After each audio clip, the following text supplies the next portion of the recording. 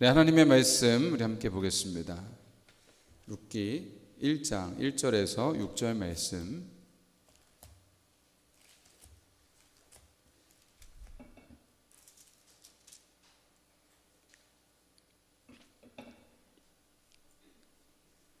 룻기 1장 1절에서 6절 말씀.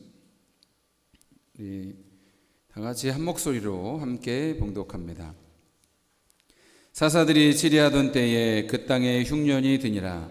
유다 베들레헴의 한 사람이 그의 아내와 두 아들을 데리고 모압 지방에 가서 거류하였는데 그 사람의 이름은 엘리멜렉이요 그의 아내 이름은 나오미요 그의 두 아들의 이름은 말론과 기륜이니 유다 베들레헴 에브라 사람들이더라.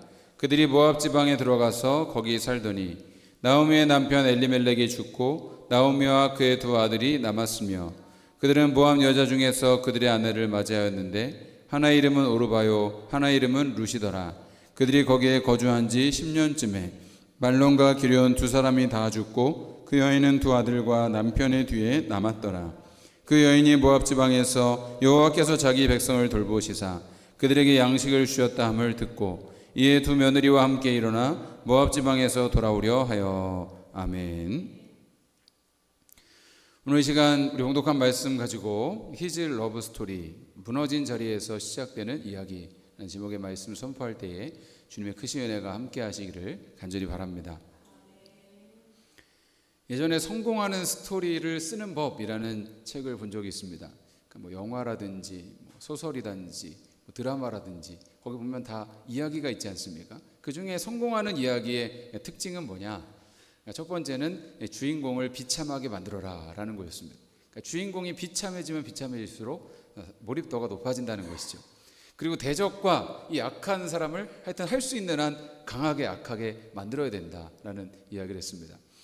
그래서 여러분 이야기를 보면 보통 주인공들이 시작하면서부터 굉장히 큰 어려움과 난관에 부딪히게 되죠. 그리고 아주 악한 대적을 만나고 문제와 어려움들을 마주하게 됩니다. 주인공이 그런 문제와 어려움을 마주하면서 상처도 겪고 또 좌절도 하지만 계속 성장해 나가죠. 그리고 끝내는 그 문제와 맞서 싸워서 승리하게 되고 변화된 존재가 되어서 아름다운 결말을 맺게 됩니다. 많은 사람들이 좋아하는 이야기, 공감하는 이야기는 모두 이런 구조를 가지고 있습니다. 왜 사람들은 이런 이야기에 공감할까요? 우리의 삶에도 항상 고난과 갈등이 있고 우리는 그 가운데서 회복과 변화를 갈망하기 때문입니다. 여러분 이런 이야기 구조가 우리의 삶의 모습을 보여주듯이 성경 속 룻기는 비참한 실패 속에서도 하나님의 놀라운 구속의 역사가 어떻게 시작되고 완성되는지를 생생하게 보여줍니다. 룻기는 4장밖에 안 되는 짧은 이야기지만 저는 이 말씀을 읽을 때마다 마음에 큰 위로와 소망을 얻게 됩니다. 왜냐하면 룻기의 이야기가 결국 나의 이야기고 우리의 이야기이기 때문입니다. 역사 히스토리는 바로 히즈 스토리, 그의 이야기입니다. 하나님께서 우리의 삶에 가장 좋은 이야기를 써내려 가시는 분이십니다.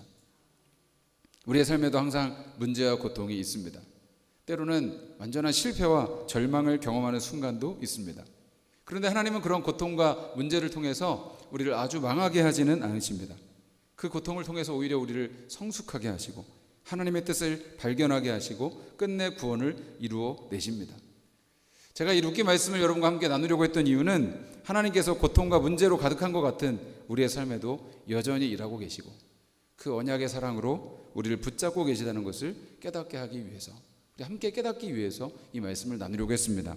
여러분 이 말씀을 나누면서 우리 또한 하나님의 구원의 역사 속에 있다는 것을 발견하게 되기를 바랍니다. 아무리 어둡고 힘든 시대에서도 하나님은 여전히 일하고 계시고 믿음과 소망을, 사랑을 얻게 되는 귀한 은혜가 우리 모두의 삶에 충만하게 되기를 간절히 바랍니다. 룻기 말씀은 한 가정에 닥친 비참한 사건으로 시작이 됩니다. 1절에서 2절 말씀을 다시 한번 보겠습니다. 사사들이 치리하던 때에 그 땅에 흉년이 드니라.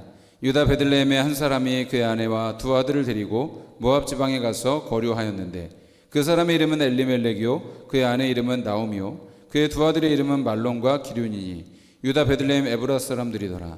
그들이 모압 지방에 들어가서 거기 살더니 라고 얘기합니다. 사사시대에 그 땅에 흉년이 들자 베들레헴에 살던 한 사람이 그의 아내와 두 아들을 데리고 모압 지방에 가서 거류했다는 이야기로 시작이 됩니다. 이 룻기는 사사시대에 일어났던 이야기다. 그 위치 자체가 사사기와 사무엘상하 사이에 있지 않습니까? 사사시대에 일어났던 일이다. 근데 여러분, 이 사사시대가 영적으로 이스라엘의 가장 어두운 시기가 아니었습니까? 이 사사기를 여러분 읽어보시면 알겠지만 눈 뜨고는 볼 수 없는 정말 악하고 비참한 일들이 하나님의 백성들 안에서 일어나고 있다는 것을 보게 됩니다. 그래서 이 사사시대를 정확히 정의하는 한 구절이 있어요. 사사기 21장 25절 말씀. 그때 이스라엘에 왕이 없으므로 사람이 각기 자기의 소견에 옳은 대로 행하였더라. 이스라엘에 왕이 없으므로, 그들이 하나님을 왕으로 섬기지 않으니까, 각기 자기 마음대로 사니까 그 땅에 하나님의 징계가 임했다는 것이죠. 그래서 백성이 고난이 오면 하나님께 간절히 부르짖고 회개합니다. 그럼 하나님의 사사들을 보내셔서 그 땅을 구원해 주시고 그 땅을 다시 평화롭게 해주십니다. 그러면 그들이 얼마 안 지나서 또 하나님을 잊고 우상을 숭배하고, 그러다 보면 하나님의 징계가 또 임하고, 그러다 보면 또 하나님의 구원이 임하고, 이런 계속 사이클이 반복되는 것이 사사기의 이야기입니다. 그런데 여러분, 오늘 말씀을 보니까 이 베들레헴에 큰 흉년이 들었다는 것입니다. 요즘 우리나라도 비가 안 와가지고 농작물이 타들어가고 식수가 메말라 간다는 소식을 들었습니다. 지금도 비가 안 오는 것이 그런 재앙인데, 당시 이스라엘에 비가 오지 않는 것은 그야말로 생사가 걸린 재앙이었습니다. 여러분, 이 베들레헴이라는 땅은 원래 흉년이 생겨서는 안 되는 땅입니다. 이 베들레헴이라는 이름의 뜻이 빵집이라는 뜻이에요. 떡집. 여러분, 빵집에 빵이 없는 곳입니다. 떡집에 떡이 없는 곳이죠. 하나님의 약속의 땅이고 젖과 꿀이 흐르는 땅입니다. 그런데 여러분, 왜 그 땅에 흉년이 들었습니까? 약속의 땅에 비가 오지 않는 것은 사사시대 사람들의 죄악으로 인한 하나님의 징계였던 것입니다. 그때 엘리멜렉이라는 한 집안의 가장이 그 흉년의 위기를 벗어나기 위해서, 그 식솔들을 먹이기 위해서 모압 땅으로 이주를 했다라고 이야기를 하고 있습니다. 여기 거류했다는 말은 임시로 거주했다는 거예요. 그냥 안전히 살려고 간 것이 아니라 잠시 나그네처럼 그 위기를 피하기 위해서 간 것입니다. 그런데 여러분, 이스라엘 백성들에게 그 땅을 떠난다는 것은 단순히 이사가는 문제가 아니었습니다. 이 약속의 땅 가나안은 하나님의 언약이 있는 땅이기 때문에 하나님의 백성은 그 땅을 떠나서는 안 되는 것입니다. 여러분, 또 모압 땅은 그 땅에 가서는 안 되는 이방신들을 섬기는 그런 저주받은 땅이었어요. 여러분, 당시에 이 거주지를 옮긴다는 것은 여러분, 다른 신의 영역에 들어간다는 의미를 가지고 있습니다. 그러니까 이 엘리멜락이라는 사람의 가정이 이주지를 모압으로 옮긴 것은 여호와 하나님을 버리고 모압을 그 신을 섬기는 그 영역에 들어갔다라는 것을 말해주는 것입니다. 그들이 자신의 찾아온 이 삶의 흉년의 문제를 통해서 하나님의 뜻을 구하고 하나님께 돌이키는 계기로 삼았어야 되는데, 오히려 모압 땅으로 도망쳐서 현실을 도피해 버린 것입니다. 결국 그것이 최악의 선택이 되고 말았습니다. 여러분, 우리 인생의 흉년이 찾아올 때에 그것을 통해 우리는 하나님의 메시지를 들어야 하는 것입니다. 모든 가난과 흉년이 병든 것이 다 하나님의 징계는 아닙니다. 그러나 그 고난을 통해 하나님이 주시는 말씀이 있습니다. 그러니까 저도 가끔 아이들이 아플 때나 어떤 문제가 생길 때나 심각한 일들이 생길 때 하나님께 내가 범죄한 것이 무엇이 있나, 하나님께서 나에게 무엇을 깨닫게 하시려고 이런 어려움을 주시는가라는 것을 생각하면서 제 삶을 되돌아보게 되는 것이죠. 그리고 하나님께 간절히 기도하면서 하나님을 붙잡습니다. 전도서 7장 14절 말씀에도 형통한 날에는 기뻐하고 공고한 날에는 되돌아보라 라고 말씀합니다. 시편 119편 71절 말씀에는 고난당한 것이 내게 유익이라, 이로 말미암아 내가 주의 율례들을 배우게 되었나이다 라고 말씀합니다. 여러분, 우리가 고난을 통해서 배우게 되는 것이 있습니다. 고통을 통해서 들려오는 하나님의 말씀이 있습니다. 그런데 많은 사람들이 삶에 문제가 생길 때 자꾸만 다른 데서 원인을 찾으려고 하는 것입니다. 남 탓을 하고 남을 비난하고 자신의 처지나 환경을 원망하는 것입니다. 그렇게 문제를 회피하고 도망치려고 합니다. 그런데 여러분, 사실 그럴 때 문제가 해결되는 것이 아니라 오히려 더 커지게 되는 것을 우리는 경험하게 되는 것이죠. 사실 여러분, 이 엘리멜렉이라는 사람의 이름의 뜻이 나의 하나님은 왕이시다라는 뜻입니다. 여러분, 그 이름이 얼마나 신앙적인 이름입니까? 나의 하나님은 왕이시다. 나옴이라는 사람의 이름의 뜻은 기쁨과 환희라는 뜻입니다. 얼마나 이름의 뜻이 좋습니까? 아마 그 부모들이 그 자녀들이 살 때에 이렇게 살라는 그 신앙의 마음으로 이름을 지어주었을 것입니다. 그런데 여러분, 이들의 인생에 흉년이 찾아왔을 때 엘리멜렉의 왕은 하나님이 아니었습니다. 나오미의 기쁨은 하나님이 아니었습니다. 여러분, 그때 그들의 신앙의 현 주소가 드러나 버린 것입니다. 엘리멜렉이 흉년 가운데 모압으로 이주를 결정했을 때 하나님은 그의 선택의 기준이 아니었습니다. 여러분은 어떻습니까? 우리 삶의 여러 결정들 속에서 우리는 무엇을 더 우선순위에 두고 있습니까? 하나님의 믿는 신앙입니까? 아니면 당장의 유익입니까? 여러분, 우리 인생의 많은 선택의 기로에서 꼭 그런 도전이 온다는 것입니다.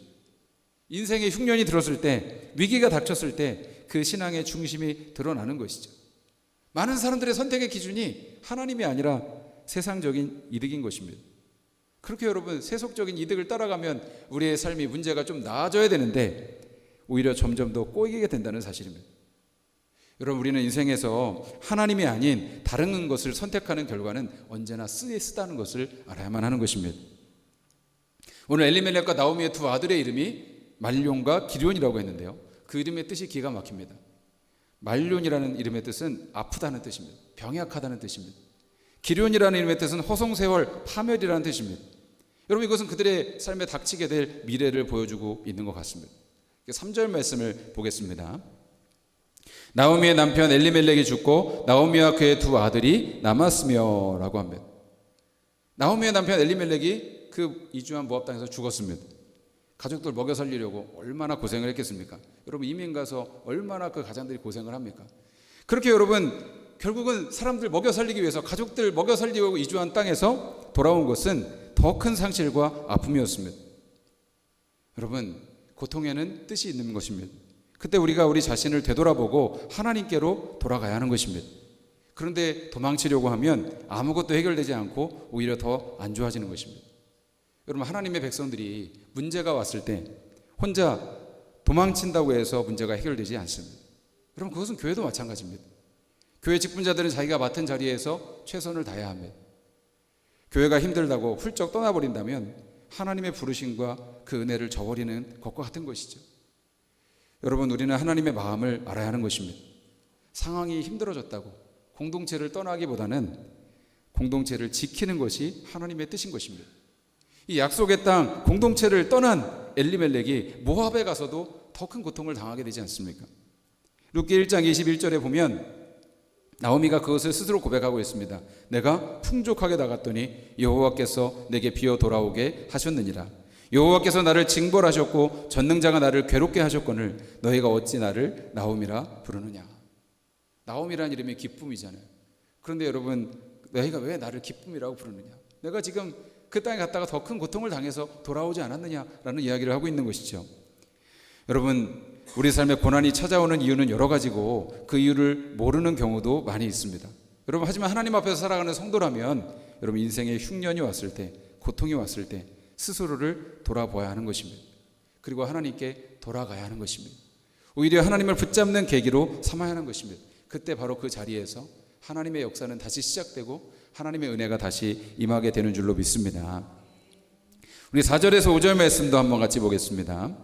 그들은 모압 여자 중에서 그들의 아내를 맞이하였는데 하나의 이름은 오르바요 하나의 이름은 루시더라.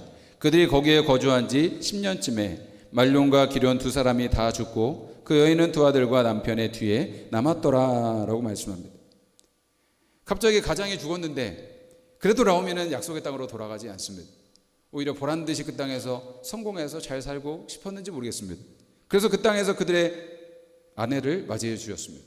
이 큰아들 말론에게는 루시라는 여자를 소개시켜주고 둘째 아들 기럧에게는 오르바라는 여자를 소개시켜줘서 결혼을 하게 했습니다. 그러니까 이때도 나오미의 선택의 기준이 신앙이 아니에요. 하나님을 믿는, 하나님을 경외하는 그 여인들과 결혼을 해야 되는데 하나님을 모르는 이방 여인들과 결혼을 시켜주었습니다. 그러니까 선택의 기준이 전혀 신앙이 아닌 것입니다. 그런데 어찌 된 것입니까? 이 땅에 거주한 지 10년쯤 뒤에 말론과 기럧 두 아들마저 다 죽고 말았습니다. 한 가정에 가장만 죽어도 그 가정이 무너진 것 같은 아픔이었는데 두 아들을 다 잃었으니 그 심정을 상상이나 할 수 있겠습니까? 여러분, 당시 이 여자들은 도저히 혼자서는 아무것도 할 수 없는 그런 위치였습니다. 결국 그들의 모든 방패막이 사라지고 밥줄이 끊겨버린 것입니다. 그리고 사회적인 약자들인 여자들만 남았습니다. 나오미의 삶에는 더 이상 희망이 없었습니다. 여러분, 여기서 우리가 깨닫게 되는 메시지가 있습니다. 하나님을 떠나면 사람은 살 수 없다는 것입니다. 아무리 인생이 잘 되는 것 같고 문제가 없는 것 같아도 결국은 하나님을 떠난 인생은 인생의 쓴맛을 보게 된다는 것입니다. 마치 뿌리 뽑힌 나무와도 같고 어항을 떠난 물고기와 같이 메말라가는 것입니다. 그런데 여러분, 우리가 하나님 안에 있으면 아무리 큰 고통과 어려움이 찾아온다 할지라도 우리에게 평안이 있고 두려움이 없는 것입니다. 시편 27편 1절 말씀에 보니까 여호와는 나의 빛이요 나의 구원이시니 내가 누구를 두려워하리요. 여호와는 내 생명의 능력이시니 내가 누구를 무서워하리요. 악인들이 내 살을 먹으려고 내게로 왔으나 나의 대적들 나의 원수들인 그들은 실족하여 넘어졌도다. 군대가 나를 대적하여 진칠지라도 내 마음에 두렵지 아니하며 전쟁이 일어나 나를 치려할지라도 나는 여전히 태연하리로다. 다윗이 수많은 대적들의 그 공격 속에서 하나님께 드렸던 고백입니다. 수많은 대적들이 나를 일어나 진칠지라도 나를 치려할지라도 내가 주님 안에 있으면 나는 여전히 태연하고 평안하다라는 고백을 하게 된 것이죠. 어떤 목사님이 설교 중에 지렁이를 예로 드시더라고요. 그러니까 저도 요즘에 이제 아침에 좀 걷다 보면은 이 지렁이들이 길에 나와가지고 말라 죽어 있는 것을 많이 보게 됩니다. 그러니까 밟지 않으려고 막 이렇게 피해서 다니는데, 이 지렁이들이 사실은 피부로 숨을 쉬기 때문에 비가 많이 오면 이 땅 속에 있으면 약간 숨을 쉬기가 어려워서 밖으로 이제 나온다고 합니다. 그러니까 나오다 보니까 막 아스팔트까지 나오게 되는 것이죠. 그러다 보니 다시 돌아가지 못하고 말라서 죽어가는 것입니다. 여러분, 하나님의 백성들도 그렇게 예배의 자리, 믿음의 자리 안에 있을 때에 생명력이 있고 풍성한 삶을 살아가게 된다는 것이죠. 그런데 그 자리를 뛰쳐나오면 결국은 메말라 죽게 된다는 사실입니다. 그것이 하나님을 떠난 인간의 운명이라는 것이죠. 마치 땅속을 떠난 지렁이처럼 말라 비틀어져 죽어갈 수밖에 없다는 것입니다. 사실 제가 고등학교 1학년 때에 한 달 동안 예배를 안 드린 적이 있습니다. 주일 예배를 안 드리고 딴 데 간 겁니다. 그러니까 어머님도 여기 계시는데 아마 그때 모르셨을 거예요. 제가 서울에 이제 큰 교회 학생부를 나갔는데 그 교회 학생부에서 저를 도저히 끼워주질 않는 거예요. 아이들이 어울려주질 않는 것입니다. 그러니까 이 교회만 가면 너무 제가 왕따가 된 것 같고 너무 가기가 싫은 것입니다. 그래서 이제 아침에 교회 간다고 하고는 다른 데를 가는 겁니다. 영화관에도 가고 서점에도 가고 아니면 그냥 그 시내를 배회하기도 하고, 그러다가 예배 시간이 끝나면 집에 들어갔습니다. 한 달쯤 그렇게 했는데 너무 마음이 텅 빈 것 같이 공허하더라고요. 너무 힘들었습니다. 제가 다음에 이제 아버지가 교회를 이제 금랑교회라는 데로 옮기면서 그때 이제 신앙을 다시 회복하고 다시 이제 신앙이 되돌아오게 되었는데, 제가 그때 아는 것이 무엇이냐? 나는 주님을 떠나서는 살 수 없구나라는 사실이었습니다. 예배를 드리지 않고는 난 도저히 살 수 없구나. 그러니까 주일 예배 드리는 것이 그렇게 좋고 저는 은혜가 되더라고요.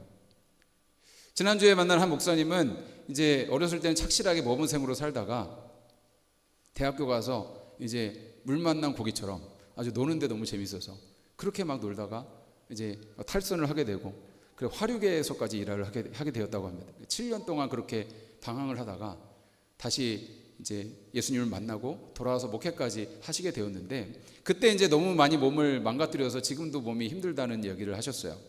그런데 이제 얼마 전에 그때 이제 같이 일하던 동료 중에 후배 하나를 이제 만나게 되었답니다. 근데 여전히 그쪽 이제 화류계에서 일을 한대요.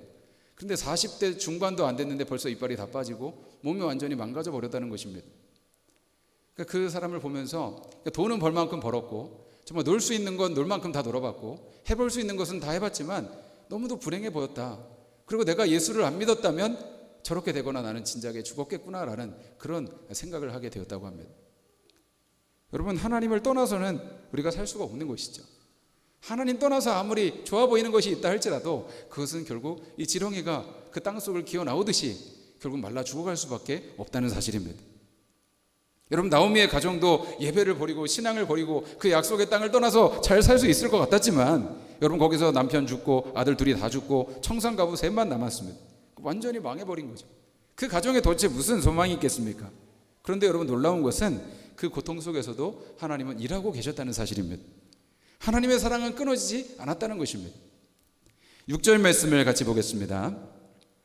그 여인이 모압 지방에서 여호와께서 자기 백성을 돌보시사 그들에게 양식을 주셨다 함을 듣고 이에 두 며느리와 함께 일어나 모압 지방에서 돌아오려 하여 라고 했습니다. 저 멀리 고향에서 좋은 소식이 들려옵니다. 하나님께서 그들의 백성에게 양식을 주셨다는 것입니다.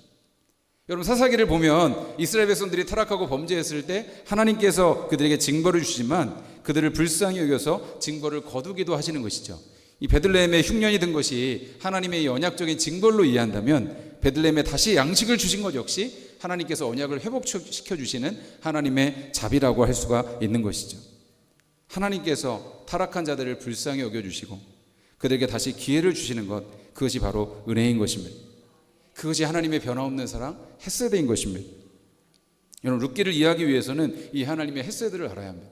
이 책 중심에 흐르고 있는 가장 중요한 핵심 메시지가 바로 하나님의 이 언약적인 사랑, 변함없는 사랑, 헤세드인 것입니다. 여러분, 성경을 보면 죄는 다 인간이 저지릅니다. 인간은 자기가 저지른 죄 때문에 스스로 망하고 불행에 빠집니다. 하지만 하나님은 그런 인간을 그냥 보고만 계시지 않습니다. 찾아와서 이름을 불러주시고 만나주시고 고쳐주시고 새롭게 해주십니다. 구원해 주십니다. 여러분, 베들레헴에 흉년이 든 것은 이 백성들의 죄 때문이었습니다. 혼자 살 길을 찾아서 베들레헴을 떠난 엘리멜렉과 나오미 역시 죄인입니다. 그런데 하나님은 그들을 버리지 않으십니다. 진노 중에도 긍휼을 잊지 않으십니다. 다시 찾아와서 구원해 주십니다. 여러분, 하나님의 이런 움직이심, 하나님의 일하심, 하나님의 행동, 여러분, 그것만이 절망에 빠진 자들이 구하고 찾아야 되는 유일한 소망인 것입니다. 이 나오미가 모든 것을 다 잃었을 때, 그 심령이 가난해졌을 때 비로소 하나님의 말씀을 듣게 된 것입니다. 하나님의 약속의 땅에 하나님의 은혜를 베푸셨다. 그래서 돌아가기로 결정을 하는 것이죠. 여러분, 사사기 말씀을 보면 제일 마지막에 끝날 때 그때 이스라엘의 왕이 없으므로 그들이 자기의 소견에 옳은 대로 행하였다라는 말씀으로 끝이 납니다.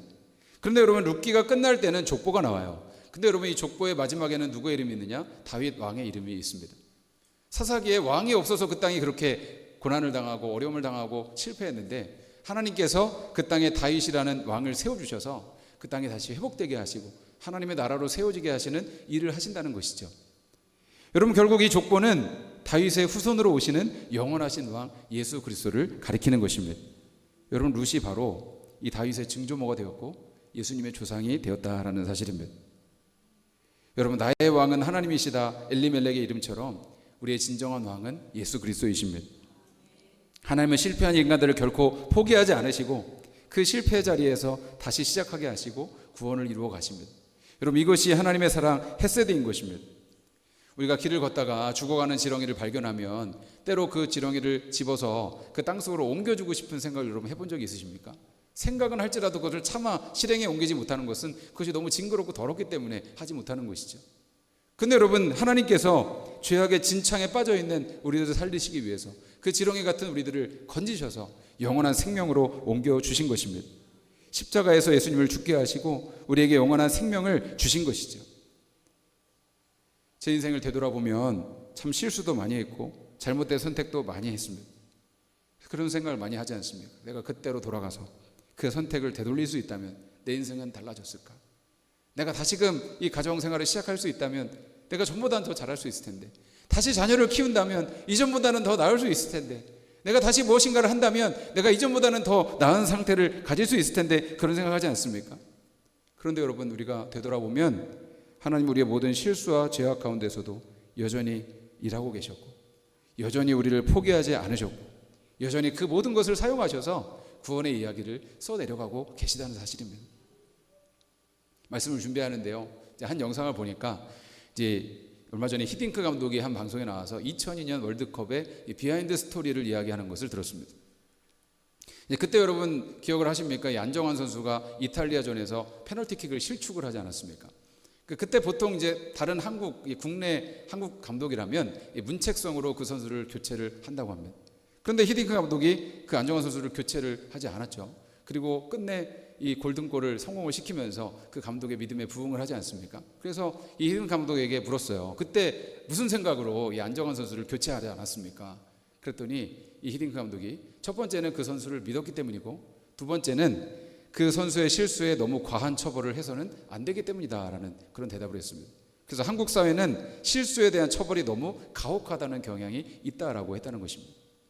그렇죠. 실수 한 번 하면 그냥 완전히 낙오되는 도태되는, 그것이 여러분 우리 사회 아닙니까? 제가 그 이야기를 들으면서 사실 어떤 생각을 했냐면, 우리가 이제까지 한 실수만 해도 진작에 몇 번은 교체되었을 인생이 아니었습니까? 몇 번은 교체 아웃돼야 될 인생이 아니었습니까? 그런데 하나님께서 또 우리에게 기회를 주시고 또 오래 참으시고 또 우리를 새롭게 하시는 이유가 무엇입니까? 바로 하나님의 변함없는 그 사랑 때문인 것이죠. 엘리멜렉과 나오미의 연이은 실수와 잘못과 선택으로 인해서 그들은 가진 것을 다 잃어버렸습니다.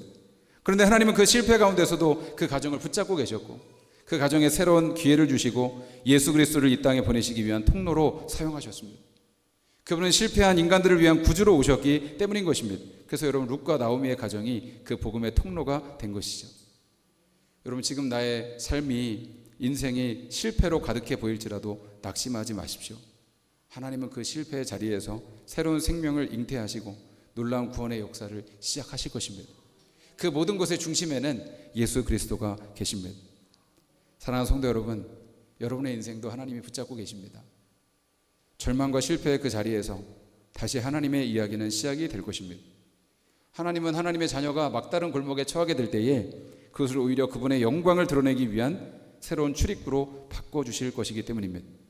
그렇기 때문에 어떤 상황에서도 그분의 변함없는 그 언약적인 사랑, 그 하나님의 햇새들을 굳게 붙잡으시기를 바랍니다. 하나님 안으로 돌아올 때에 하나님의 놀라운 회복의 역사가 시작될 것입니다.